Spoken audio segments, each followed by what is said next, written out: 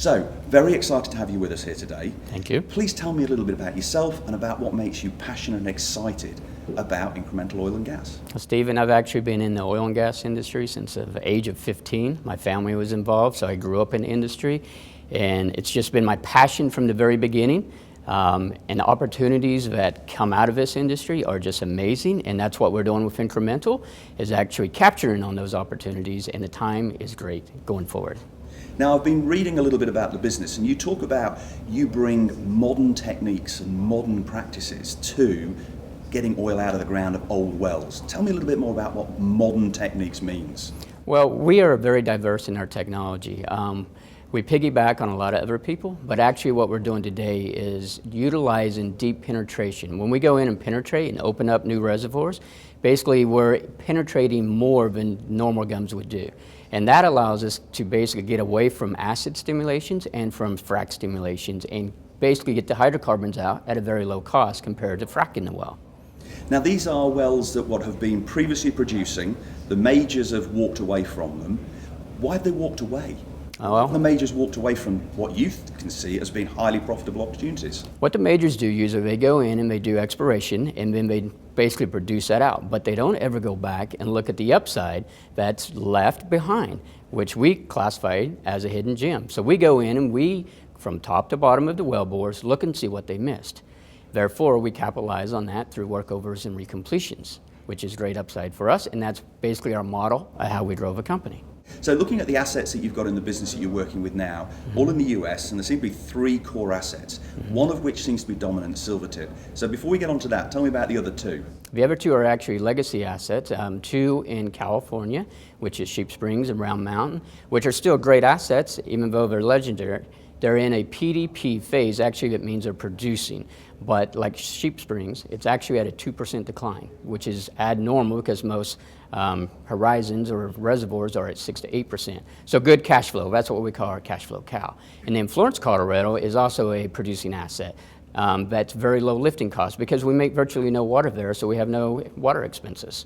So good legacy assets, perfect cash flow. But if I was looking at you as an investor, I really should be looking at the Silvertip opportunity. Silvertip is all the upside. Silvertip is the core asset. So tell me about where you are in the stage of development. I mean, I know you're efficient and everything else, but the oil industry takes time.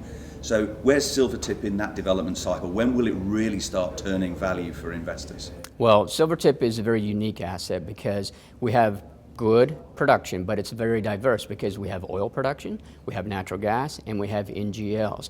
When we purchased that asset, we acquired all of the infrastructure. So all the infrastructure is in place, including a hydrocarbon liquid stripper plant. Therefore, what we're doing now is going into the horizons in the shallow gas formations that our predecessors basically ignored or missed. I can't speak for them, and we're focusing on that. With the infrastructure we already have in place, we're able to do completions that are low bottom rock prices at $35,000 US or less, compared to normally that would be $100,000. And so is Silvertip already producing, or are you just sort of on the cusp of producing? Yes, it's already producing. Again, producing about 100 barrels of oil a day and 3,000 in gas and about 5,000 gallons in NGLs per day. So it's already a cash flow asset, but the real exciting part is all the shallow horizons that are behind pipe just waiting there for us to capture on. And that's what we're moving to. Crucially, and probably the second but last one question is, how well funded are you to see through this? It's great having a fantastic opportunity, but cash flow, you've got to keep going as a business. Where's your funding? How are you funding it? How will you see these opportunities through to real cash flow?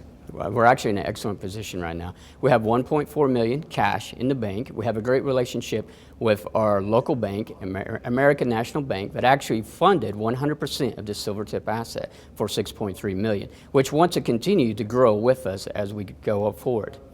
With that said, with the recompletions that we're performing at 1.2 million cubic feet per day, the last one on the 42-4 that we did in September, that's an extra 85,000 gross revenue per month, and we have 15 more of those to do. So, closing opportunity. Canary Networks, group of investors always looking for opportunities. Yes. Why should they consider you as part of their portfolio? One is our passion. Our passion that we want to grow this company as we have in the past. And every day we come to work, we want to come to work. We get out of bed, we're passionate about what we do, and we want to grow this company and increase investor value. That's our success.